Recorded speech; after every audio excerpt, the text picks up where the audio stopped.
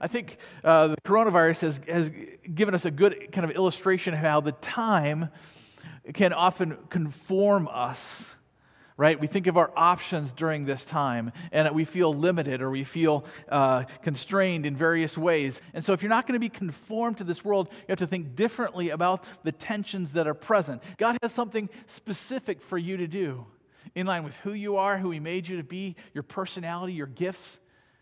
And how can you walk with Him during this time? That's the real question. That's the real tension.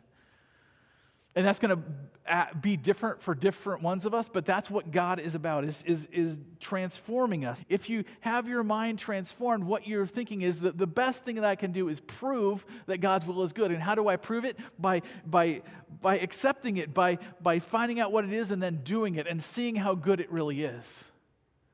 So don't get caught up in being conformed to this world. Be transformed by the renewing of your mind.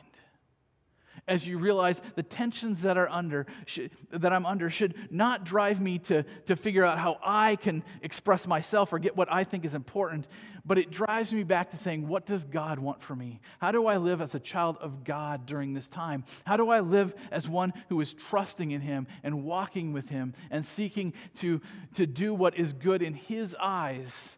And then as I do that, I'll be able to prove it. I'll be able to say, look, man, this is awesome. I can live without a lot of fear. I can live without worrying about whether I'm free or not. I can just live to walk with God, to know His presence, to know His joy, to know His peace.